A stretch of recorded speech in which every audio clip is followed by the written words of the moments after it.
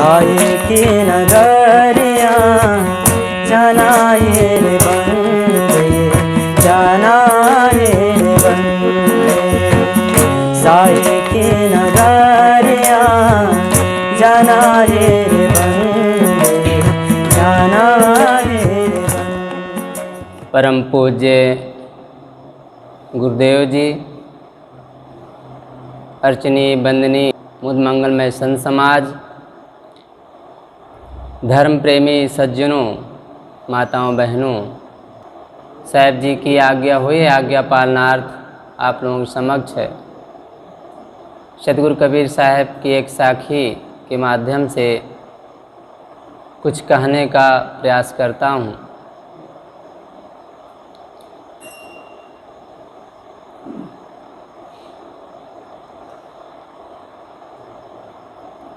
सतगुरु कबीर साहब की एक साखी है, जिन जिन संबल ना कियो अस्पुर पाटन पाए, झाल परे दिन आत है संबल कियो न जाए। बहुत ही सरल साखी है, कई बार सुने होंगे, मनन किए होंगे। थोड़ा इस पर हम फिर मनन करें, विचार करें। सतगुरु कबीर साहब कहते हैं, जिन जिन संबल ना कियो। संबल राह खर्च को कहते हैं, संग्रह को, निर्वाह की वस्तुओं को हम इकट्ठा करते हैं। हमारे शरीर के लिए कपड़ा, भोजन, रहने के लिए जगह चाहिए, उसकी पूरी व्यवस्था करते हैं। अगर उसमें कुछ कमी आती है तो हमें पश्चाताप करना पड़ता है, दुखी होना पड़ता है। साहब कहते हैं, जिन जिन संबल ना कियो अस्पुर पाटन पाए। पूरे शरीर को कहते हैं, गांव को कहते हैं।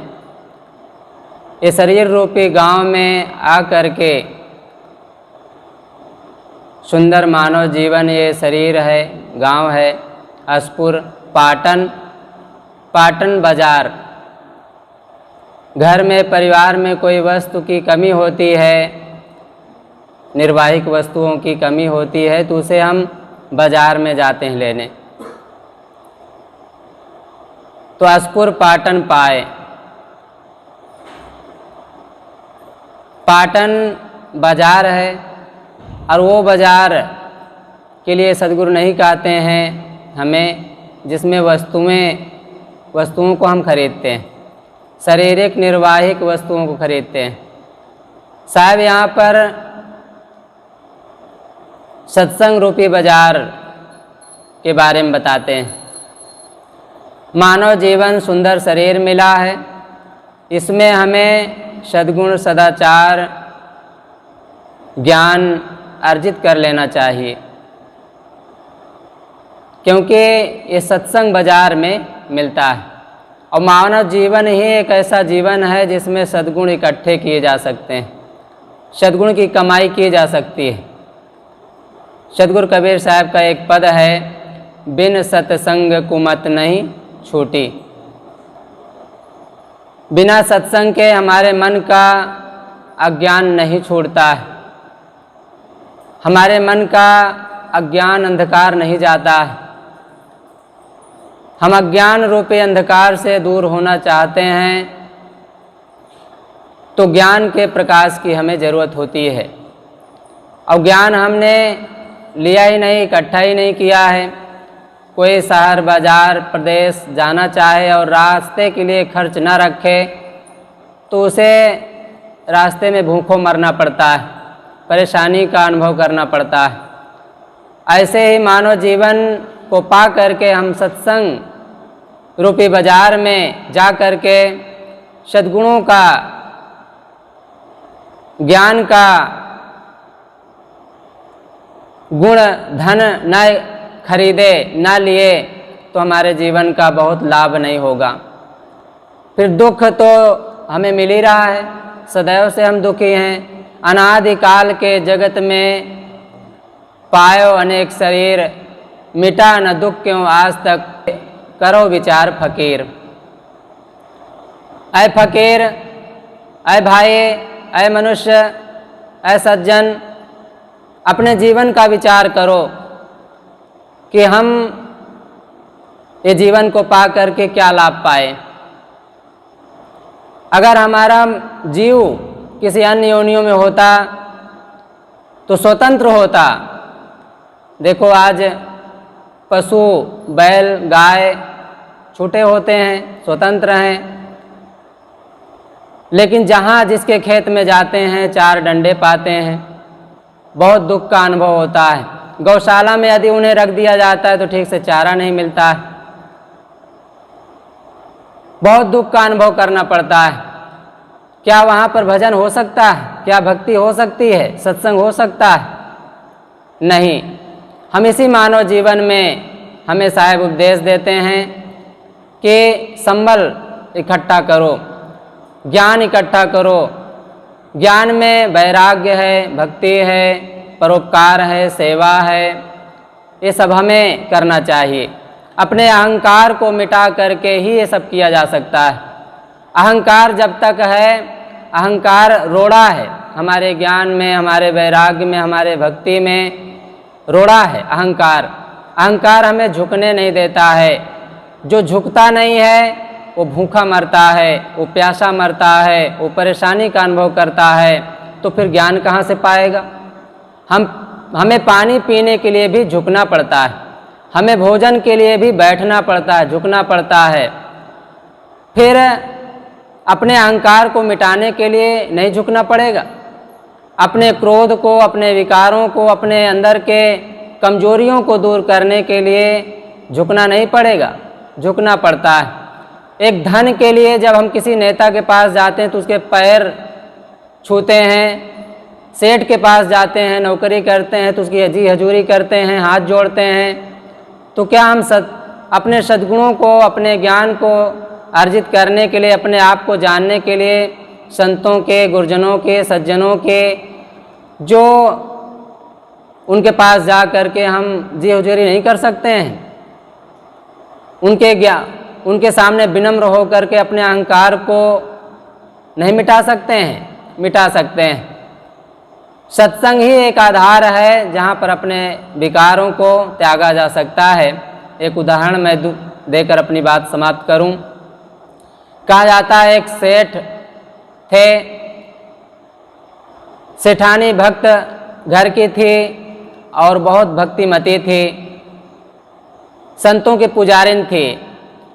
कोई भी संत उन्हें दिखे तो घर में ले जा करके उनके चरण पखार करके, धो करके पूरे घर में छिड़कती थी और बहुत अच्छी भावना से भोजन पानी स्वागत करती थी। और फिर कुछ रुपए, धन, तन मन सहित जो भी है उनके पास समर्पित करके अपने भावों को भावों में पवित्रता का अनुभव करती थी और संतों का स्वागत करके विदा कर देती थी। ऐसे उनका चलता रहा। सेठ जी बड़े कंजूस प्रवृत्ति के थे, वे संतों से दूरी बनाए रखते थे, देख करके दूर से नमस्कार कर लिया करते थे। नमस्कार दूर से कर लेना तो ये तो हर किसी, इतना भी ना करे तुम इंसान काहे का, इतना हर कोई कर लेता है, लेकिन इतने से काम नहीं चलता है। सेठानी कहती थी, सेठ जी भक्त हो जाओ, आप भक्त भी नहीं हैं और संतों के पास बैठते नहीं हैं। अगर आज भक्ति भजन नहीं किया तो आपके जीवन में बहुत कठिनाइयों का सामना करना पड़ सकता है। कहा जाता है वो ध्यान नहीं दिए, कल पर बातें टालते रहे, कल हो जाएंगे, कल हो जाएंगे। आप समझते हैं कि कल के चक्कर में काल आ जाता है, लेकिन कल कभी नहीं आता है। कई बनिए होशियार हुआ करते हैं, अपने दुकान के सामने लिख दिया करते हैं, आज नगद कल उधार। आज नगद हम देंगे, कल आप आएंगे तो कल उधार देंगे। कल आता ही नहीं। हर कोई जानता है, बनिया जानता है कि कल आएगा ही नहीं, जब भी आएगा आज के रूप में ही आएगा। हम हर काम आज करते हैं। किसान आज किसानी करता है, नौकरी आज किया जाता है, धन आज कमाया जाता है, व्यापार आज किया जाता है, शादी आज किया जाता है, बहुत सारे काम आज किए जाते हैं। लेकिन जब धर्म की बात आती है तो कल पर टाल दिया जाता है। सत्संग करने की बात आती है तो कल पर टाल दिया जाता है। भक्ति लेने की बात, दीक्षा लेने की बात आती है तो कल पर टाल दिया जाता है, बुढ़ापे के लिए टाल दिया जाता है। ऐसे सेठ जी अपनी बातें टालते रहे, कल आया नहीं लेकिन काल आ गया, उनकी मृत्यु हो गई और शरीर छोड़ दिए। धीरे से सेठानी भी, उनका भी मृत्यु हुआ और वो एक बहुत बड़े घर में राजकुमारी के रूप में जन्म लिया। और वो सेठ जी एक बहुत गरीब घर में जन्म लिए, जहाँ पर बड़ी मजबूरी में, बड़ी कमजोरी से उनका जीवन चलता था। पन्नी बिन करके, मजदूरी करके किसी तरह अपना गुजर करते थे। धीरे से अपना काम ऐसे चलाते थे। और वो सेठ जी जो गरीब घर में पैदा हुए थे, पढ़ाई भी न हो पाई, क्योंकि गरीब घर में पढ़ाई कहाँ से होगी, खाने के लिए नहीं पूरा हो पाता तो पढ़ाई के लिए पैसे कहाँ हटेंगे। धीरे से बड़े हुए, बहुत दुख का सामना करना पड़ा, बड़े कष्टों का सामना करना पड़ता था उन्हें, मजदूरी करके जीवन जीना पड़ता था। कहा जाता है एक बार रास्ते में वो राजकुमारी कहीं जा रही थी अपने पिता के साथ, उस मजदूर सेठ को देख करके पहचान गई, मानो पहचान करके वो सेठ जो बने मजदूर थे वो भी पहचान गए और जा करके रोने लगे।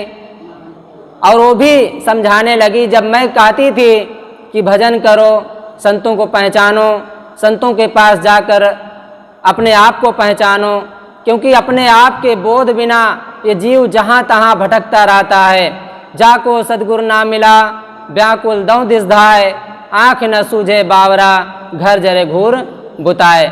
जब तक हमें सदगुरु का ज्ञान नहीं मिलता है, गुरु का ज्ञान नहीं मिलता है और ज्ञान के सहारे अपने आप को हम नहीं जानते हैं, अपने आप की पहचान नहीं करते हैं, तब तक हमें हमारे जीव को जहाँ तहाँ चार खानी बताई जाती है, 84 लाख योनियाँ बताई जाती है अन्य संप्रदायों में, लेकिन अपना पारक सिद्धांत उसको सरल ढंग से बताता है चार खानी। चार खानी का मतलब है मनुष्य, पशु, अंडज और उष्मज। ये चार खानी चार विभाग में, चार ढेर में बांट दिया गया है। तो इसमें मनुष्य सर्वश्रेष्ठ प्राणी है जो भजन कर सकता है, सत्संग कर सकता है, गुरु के द्वारा अपने आप का बोध प्राप्त कर सकता है। तो सेठानी उस नौकर सेठ को ले जा करके एक गुरु से जोड़ देती है, भक्त बना देती है और भक्त हो करके वो भी भक्ति भजन करते हुए, क्योंकि भक्ति अक्सर दुख में सुमिरन सब करे, सुख में करे न कोय, जो सुख में सुमिरन करे तो दुख काहे को होए। जब हमारे जीवन में गरीबी होती है, पैसे से कमज़ोर होते हैं, बुद्धि से कमज़ोर होते हैं, पढ़ाई से, शिक्षा से कमज़ोर होते हैं, तब भगवान की याद आती है, गुरु की याद आती है। तब वो सेठ जो मजदूर थे उनको गुरु से जोड़ करके और भक्त बना दिया गया। और फिर वो भक्त हो करके बहुत अच्छे ढंग से संतों की सेवा, बंदगी, दंडवत करते हुए अपने जीवन को जीने लगे और धीरे से उनका जीवन बदल गया और महान हो गए। तो मैं कह रहा था, जिन जिन संबल ना कियो असपुर पाटन पाए। मनुष्य जीवन में आकर के ज्ञान, वैराग, भक्ति, संतों की संगत करके अपने आप का बोध न प्राप्त किया तो उसको जीवन में भटकना पड़ता है, दुख का अनुभव करना पड़ता है। झाल परे दिन आते संभल कियो न जाए। झाल माने बुढ़ापा, जब आंखों से दिखाई नहीं देगा, कान से सुनाई नहीं देगा, हमारे हाथ पैर सब कांपेंगे, तब भजन की संभावना नहीं रह जाएगी। तब तो बच्चों से आप कहेंगे बेटा हमें 10 रुपए दो, गुरु महाराज आए उन्हें देना पड़ेगा, तो बच्चे आंख दिखाएंगे, आपको कुछ नहीं कर पाएंगे।